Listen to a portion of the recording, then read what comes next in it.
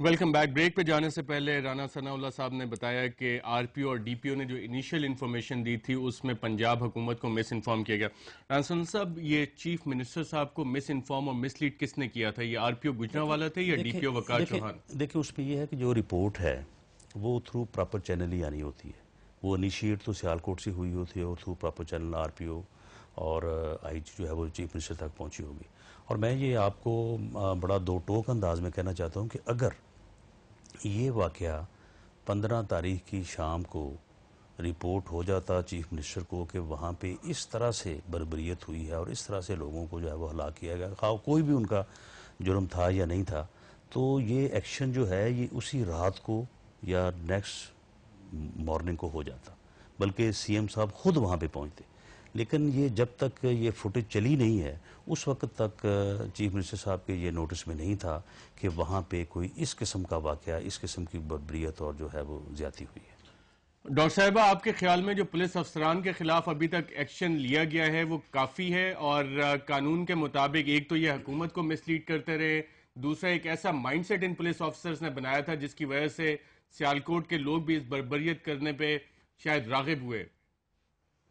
دیکھیں بات یہ ہے کہ پولیس کا مائنڈ سیٹ پورے پاکستان میں ایک طرح کا ہے، جہاں جس جگہ پولیس کو موقع ملتا ہے، کیونکہ ہمارے سسٹم کے اندر اتنے کے فلاز ہیں، فیلیئرز ہیں کہ پولیس ان گیپس سے فائدہ اٹھا جاتی ہے.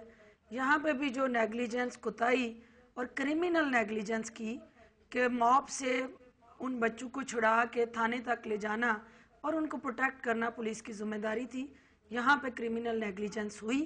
اور ایک تمام وہ واقعہ جس کا پاکستان سمیت دنیا بھر میں ہمارے سر شرم سے جھک گئے، کیونکہ سیالکوٹ شہر جو ہے اس کی ایک پہچان ہے فیض اور اقبال کے شہر کے حوالے سے.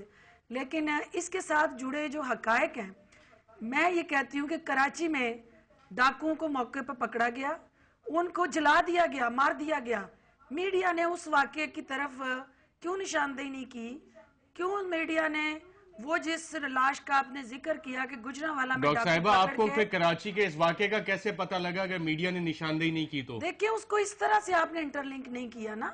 آپ نے ادھر اگر پولیس کو اس وقت بھی اس کی نیگلیجنس اور اس کی کوتاہی کو ہائی لائٹ کر دیا ہوتا اور کلپریٹس جو ہیں وہ کیفر کردار تک پہنچتے تو یقیناً اس کا ڈاکٹر ایفیکٹ صاحبہ، جو ہے کیفر وہ کردار تک پاکستان بھر پہنچانا میں کس نظر کا آتا. کام ہے؟ آپ وفاقی وزیر ہیں، آپ حکومت کو ریپرزینٹ کر رہی ہیں، کولیکٹیو ریسپانسبلٹی آف کیبنٹ ہے، پورے ملک کی ریسپانسبلٹی آپ کے پاس ہے. آپ یہ کہنا چاہ رہی ہیں شاید کہ سیالکوٹ میں جو ہوا میڈیا نے اسے ہائی لائٹ کیا اور کراچی کا نہیں کیا، حکومت کی ریسپانسبلٹی اس میں کچھ آپ کو نظر نہیں آ رہی؟ دیکھیں سب سے پہلی بات یہ ہے کہ میڈیا کا فرض ہے کہ وہ عوام کے ساتھ ہونے والی ہر ناانصافی کو ہائی لائٹ کرے.